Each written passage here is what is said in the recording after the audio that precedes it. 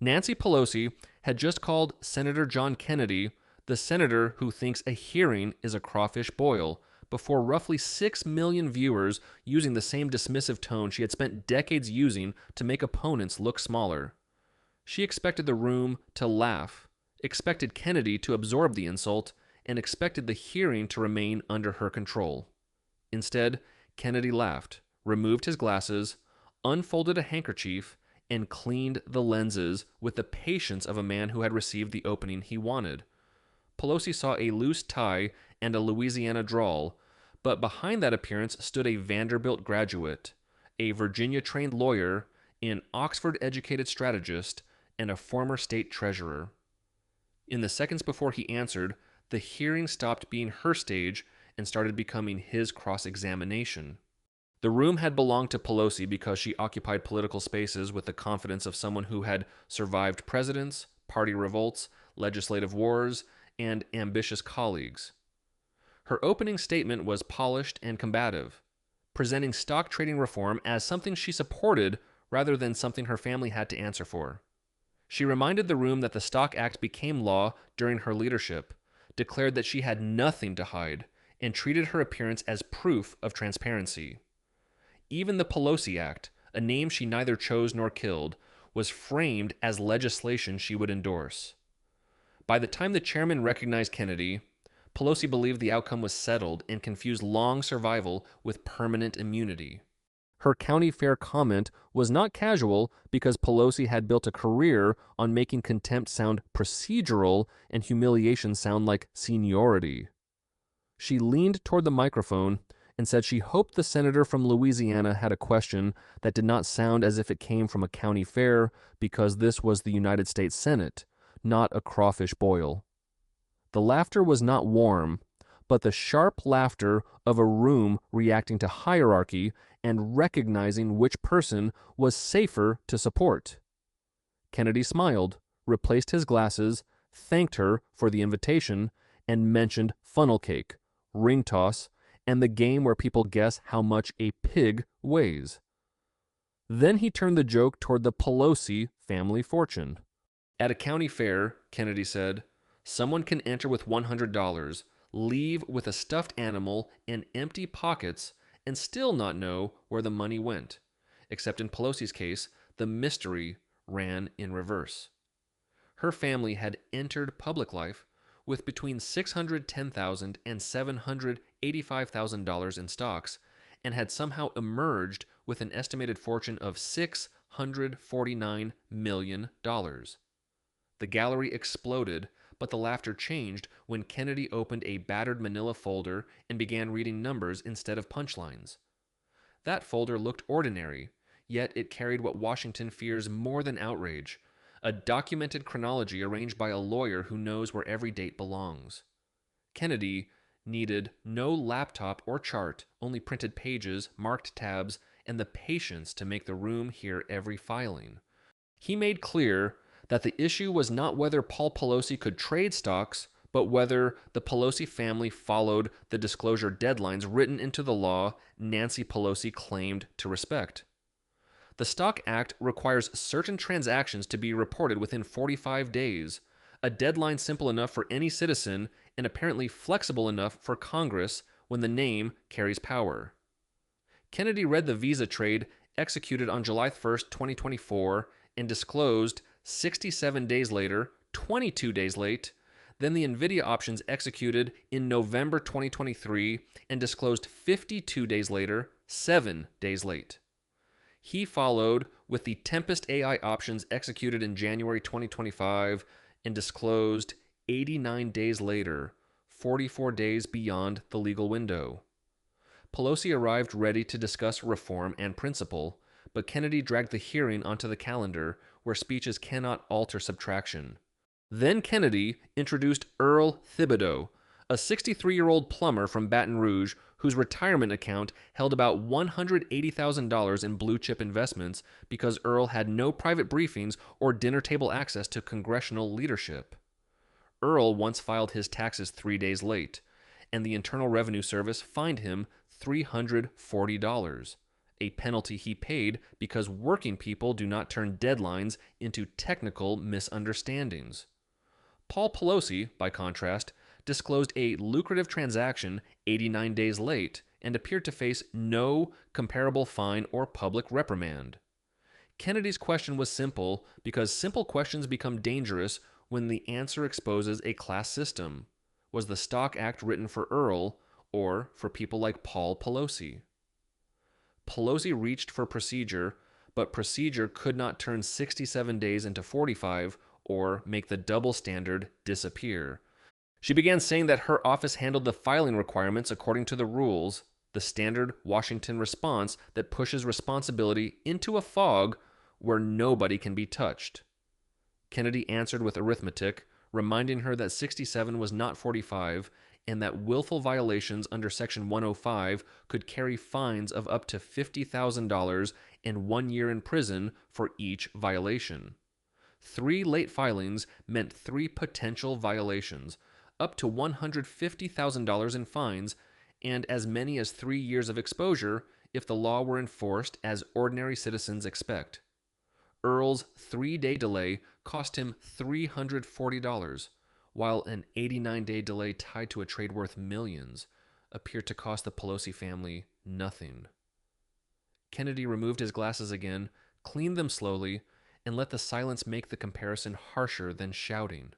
At that point, the folksy performance thinned and the lawyer underneath became impossible to miss, because Kennedy was narrowing Pelosi's defenses one phrase at a time.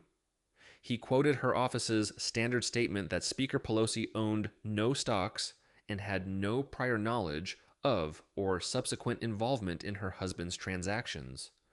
Technically, the sentence survived scrutiny because Paul Pelosi owned the assets through his firm, his account, and his name, allowing Nancy Pelosi to claim distance while sharing the life the profits financed. Kennedy then asked the question that turned the legal distinction into public ridicule. Did she need to own the cow to drink the milk? The gallery erupted again, but beneath the humor sat a direct challenge to the spousal shield that had protected the Pelosi explanation for years. The laughter came because the metaphor was rural, blunt, and instantly understandable, but the legal logic beneath it was far more serious than the joke suggested. Paul Pelosi may have owned the portfolio on paper, yet Nancy Pelosi lived in the same homes, shared the same wealth, enjoyed the same security, and benefited from every dollar the investments produced. Kennedy's question stripped away the formal language that had protected the Pelosi defense for years and replaced it with the practical standard ordinary Americans already understood. A spouse does not become financially unrelated simply because the brokerage account carries only one name, especially when the profits support a shared household and a shared political legacy. Pelosi's expression tightened because Kennedy had compressed a complicated defense into one sentence that made the defense sound exactly as weak as it was. Kennedy continued by describing the life those trades had built, including a home valued at roughly $25 million and a standard of living that could not be separated from Paul Pelosi's portfolio. He pointed to estimates showing that the portfolio had returned approximately 180% since Nancy Pelosi entered Congress, dramatically outperforming the broader market over the same period. That performance would be extraordinary for a professional fund manager and even more extraordinary for a political family whose access to legislation, regulation, schedules, and government activity was unusually close. Nancy Pelosi could insist that she did not personally own the stocks, but she could not plausibly claim that she did not benefit from the profits. The distinction between ownership and benefit was therefore not a moral defense, but a technical shield constructed to survive public scrutiny without answering the substance of the accusation. Kennedy then turned from ownership to timing, because timing was where the Pelosi trading history became harder to explain with phrases about legality and transparency. He said Paul Pelosi's portfolio appeared to know important developments before the market knew them, a pattern that could be described as genius only by people determined not to ask obvious questions. Kennedy compared that apparent foresight to a chicken that somehow knows rain is coming before the weather report. Not because the chicken is a meteorologist, but because someone may have warned it. The room laughed again, although the laughter was shorter because the audience now understood that each joke was only the wrapper around a documented accusation. Kennedy was not wandering through folk metaphors. He was using them to make technical questions impossible to hide behind professional jargon. He began with July 1st, 2024, when Paul Pelosi sold 2,000 shares of Visa worth between $500,000 and $1 million. 85 days later, on September 24th, the Department of Justice sued Visa over alleged antitrust violations, and the company's stock dropped approximately 5.5%. Kennedy then cited December 2022 when Paul Pelosi sold 30,000 shares of Google roughly 1 month before the Department of Justice filed an antitrust case against the company in January 2023. He followed with the January 2025 purchase of Tempest AI options, after which the stock allegedly rose from $35 to $89 within 30 days, an increase of roughly 154%. Each transaction could be defended separately as coincidence, but Kennedy's point was that repeated coincidence begins to look less innocent when the same politically connected family repeatedly exits before bad news or enters before explosive gains. Kennedy brought Earl Thibodeau back into the comparison because Washington's defenders prefer to discuss markets abstractly, while ordinary people experience every market movement as lost retirement, delayed repairs, or canceled plans. Earl owned Visa through his retirement account, and the day the Justice Department announced its lawsuit, Kennedy said Earl lost approximately $2,800. That amount represented Christmas for his grandchildren or the roof repair he had been postponing, not a minor fluctuation in a portfolio worth hundreds of millions.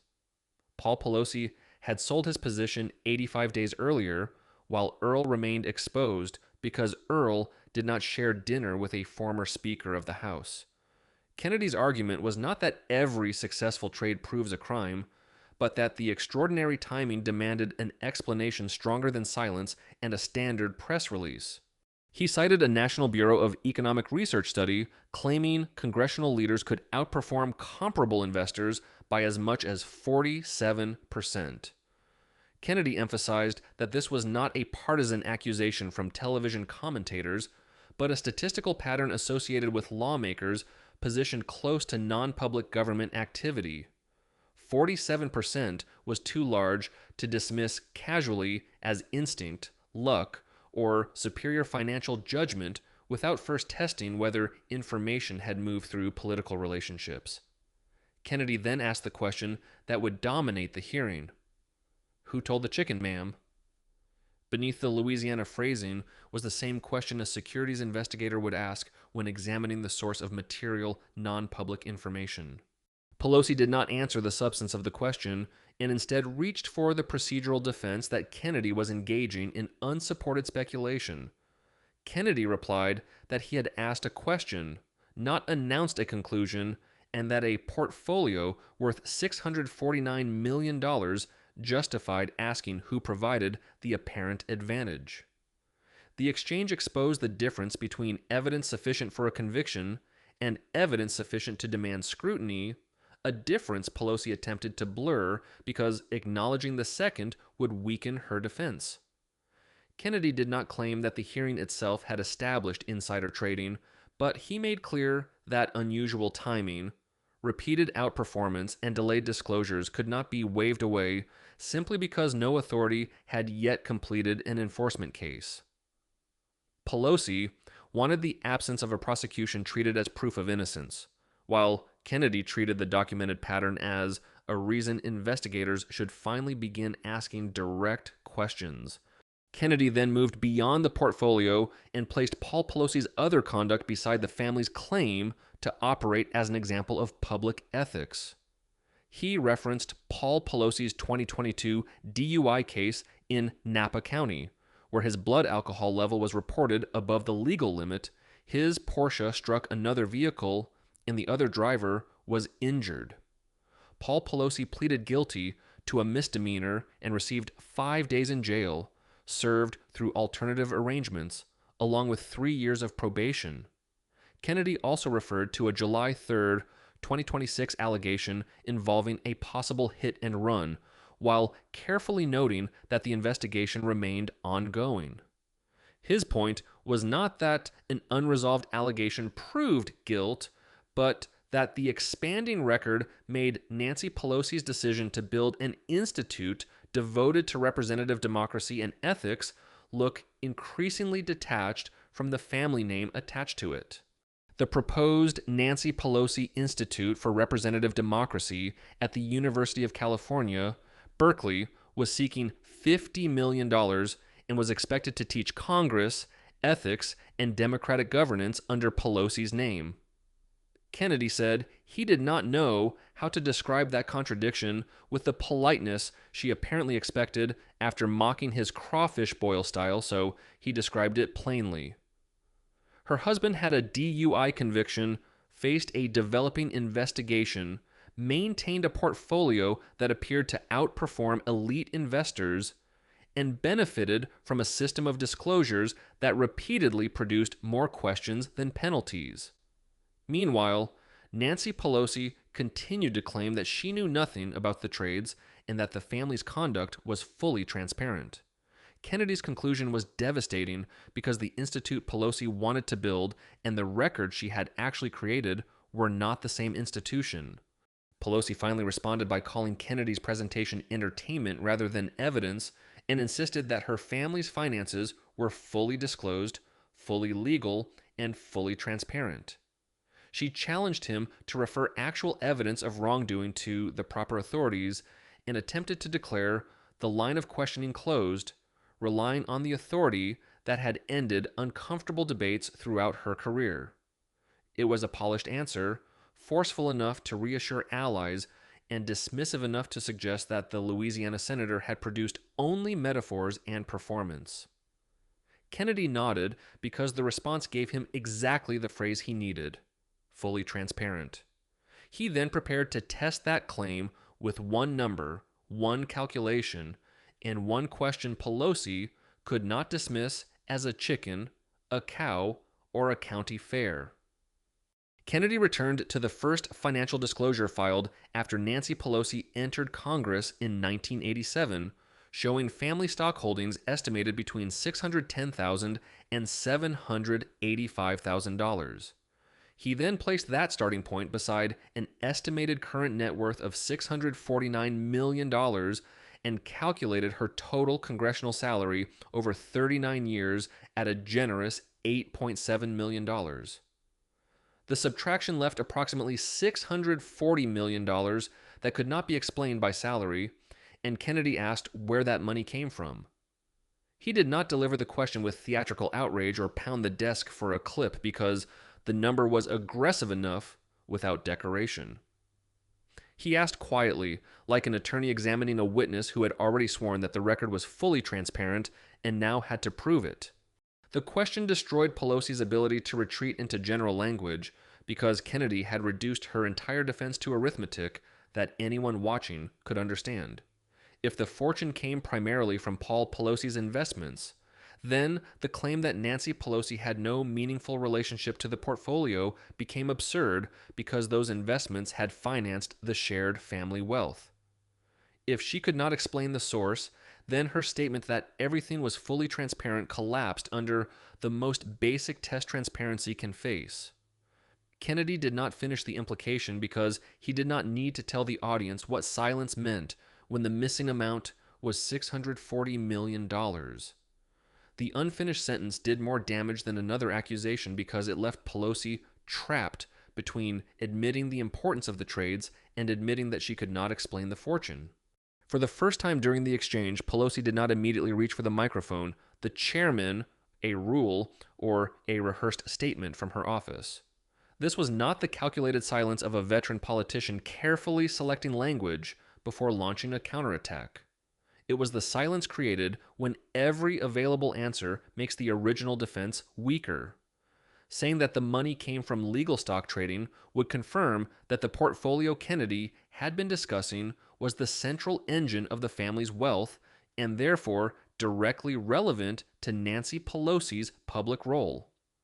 Saying that she did not know would make the former speaker appear unable or unwilling to explain hundreds of millions of dollars accumulated inside her own household. Kennedy closed the manila folder, returned the handkerchief to his pocket, adjusted his tie, and ended the questioning with the same calm manner he had maintained from the beginning. He thanked Pelosi, yielded his time, and apologized for turning the hearing into a crawfish boil, before adding that at a crawfish boil, people at least know what they are paying for. The line returned Pelosi's original insult to her without shouting, reminding the room that she had introduced the metaphor and Kennedy had simply forced her to live inside it. She had tried to use Louisiana as shorthand for intellectual inferiority, but Kennedy used Louisiana language to expose a financial explanation built from technical distinctions and convenient ignorance. The hearing ended with Pelosi still powerful, still experienced, and still unable to answer where approximately $640 million had come from. The damage did not depend on one uninterrupted hearing clip because the confrontation immediately separated into 3 short segments, each reaching a different audience for a different reason. The first was the cow question. Do you need to own the cow to drink the milk? Which reportedly reached 23 million views because it was funny enough for casual viewers and precise enough for lawyers. The metaphor made the spousal benefit issue understandable without requiring a lecture on securities enforcement, beneficial ownership, shared assets, or household financial interests. Viewers shared it because they laughed, while attorneys shared it because the question underneath the joke was whether a non-trading spouse materially benefits from transactions conducted in the other spouse's name. Kennedy had converted a complicated legal shield into a farmyard image, and the Pelosi defense looked weaker every time the clip played. The second clip was, "Who told the chicken, ma'am?" which reportedly reached 19 million views and became the most reusable phrase produced by the hearing. It worked because it summarized every suspiciously timed congressional trade without forcing the public to memorize filing forms, transaction dates, or antitrust calendars. The phrase quickly became a meme attached to new disclosures, sudden purchases, convenient sales, and every lawmaker whose portfolio appeared more informed than the citizens writing the laws. T-shirts, bumper stickers, and social accounts repeated it because Kennedy had created a 4-word accusation that could travel faster than any committee report. Pelosi could dismiss one senator as entertainment, but she could not stop the phrase from becoming a public label for congressional stock trading privilege.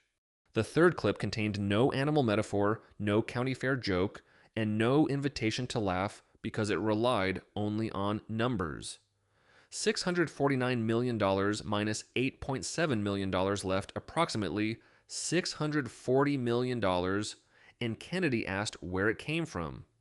That clip reportedly reached 14 million views and spread through finance media, retirement forums, investment channels, and communities where people understood how difficult it is to turn a modest portfolio into a fortune of that scale. Americans with 401k accounts did not need Kennedy to prove a criminal case before recognizing that the performance demanded more than a press release. Arithmetic has no party affiliation, and once the calculation appeared on live television, Pelosi could not make the subtraction disappear by calling it theater. During the first week after the hearing, Pelosi's office released a statement describing Kennedy's questioning as folksy theater and repeating that all financial disclosures had been filed according to applicable law. The response was unusually short and avoided the specific filing delays, the household benefit question, the unexplained growth in family wealth, and the timing of the cited transactions. It did not explain why a trade disclosed 89 days after execution should be treated as compliance with a 45-day deadline. It did not explain whether Nancy Pelosi benefited from the portfolio, because answering that question honestly would destroy the usefulness of saying she personally owned no stocks. Most importantly, it did not answer where the approximately $640 million came from. Calling the evidence theater was politically safer than proving the evidence false because the dates Kennedy read remained dates no matter how rural his accent sounded. Washington officials often attack the presentation when they cannot comfortably attack the underlying record, hoping the public will confuse ridicule with rebuttal. Pelosi's statement followed that pattern by treating Kennedy's delivery as the controversy while leaving his calculations largely untouched. The strategy might have worked in an earlier media era when a powerful office could issue one denial and move the story forward, but the three clips continued circulating independently of her statement. Every replay returned viewers to the unanswered questions rather than the authority of the person refusing to answer them. The filing dates then received formal attention, beginning with a review focused on the 3 disclosures Kennedy had identified as late. The review was narrow, concentrating on whether the filings missed the statutory deadline and whether any delay could qualify as willful under Section 105.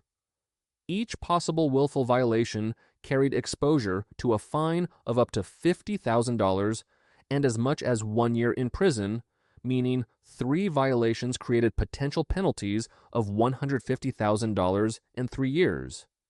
The review itself was not yet a full investigation, and Kennedy had never claimed that opening a review was equivalent to obtaining a conviction. It was, however, the first institutional admission that the dates Pelosi had dismissed as theater were serious enough to examine. Senator Rick Scott used the hearing as leverage to renew his request for a Government Accountability Office review of congressional trading patterns, with the Pelosi filings treated as the most obvious case study. The GAO accepted the request and scheduled an audit to begin within 90 days, moving the controversy beyond viral clips and into the slow machinery of federal review. That did not establish criminal conduct, and Kennedy had never pretended that a committee exchange could substitute for an investigation, but it destroyed Pelosi's attempt to dismiss the dates as nothing more than Louisiana theater. Once auditors begin comparing transaction dates, disclosure deadlines, market movements, committee schedules, and access to government information, polished talking points lose their protective value. Pelosi could still attack Kennedy's style, but she could no longer pretend that no institution considered his questions worth examining. During the second week, the Securities and Exchange Commission issued guidance concerning the so-called spousal loophole, clarifying that disclosure obligations include the financial interests of a filer's spouse. The guidance further stated that whether the filer benefits from a spouse's trading activity can be relevant to enforcement, which was the formal version of Kennedy's cow and milk question. The memo did not mention Nancy Pelosi or Paul Pelosi by name, allowing officials to preserve the appearance of general policy rather than political retaliation. That omission changed nothing because financial reporters, securities lawyers, and congressional watchdogs immediately understood which controversy had forced the clarification into public view. The answer, stripped of legal padding, was that a public official does not become financially disconnected from a portfolio merely because the spouse presses the button. Paul Pelosi's legal team then submitted a voluntary amended disclosure covering transactions from 2023 through 2026, correcting dates and adding greater detail to the descriptions. The amendment was described as voluntary, but voluntary corrections rarely appear immediately after millions of people watch the original filings dismantled on live television.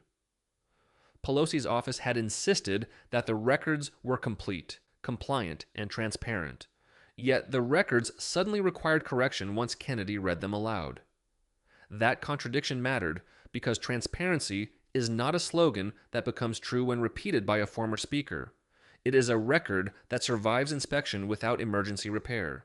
The amended filing did not prove the larger accusations, but it proved that Kennedy's folder contained enough accuracy to force action from people who had previously claimed none was necessary.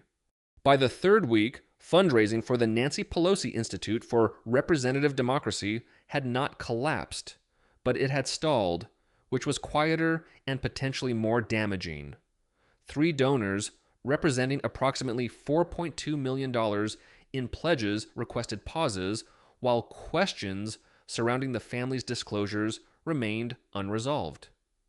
They did not quote Kennedy, mention chickens, or admit that viral humiliation had influenced their judgment, because major donors prefer sterile language when retreating from reputational risk. Their explanation used the phrase reputational concerns, the same expression financial institutions reportedly used when reconsidering products connected to congressional trading strategies. When donors, advisors, and market professionals independently reach for the same phrase, the problem is no longer merely partisan criticism, but a threat to the value of the name itself. The unresolved hit-and-run allegation involving Paul Pelosi continued to develop, and the original script carefully acknowledged that no charge had been filed and no conclusion had been reached. That distinction mattered because Kennedy's argument did not require turning an allegation into a conviction. It relied on placing the allegation beside the DUI record, the late disclosures, the portfolio timing, and the family's claims of ethical leadership. The combined picture was not presented as a completed criminal case, but as a culture of exemption in which ordinary consequences appeared to weaken whenever the Pelosi name entered the room. A working citizen sees deadlines, penalties, damaged retirement accounts, and rules that arrive without negotiation, while elite political families see attorneys, amendments, procedural defenses, and endless patience. That difference was the real target of Kennedy's questions, and it was the reason the exchange traveled far beyond people who cared about Nancy Pelosi personally.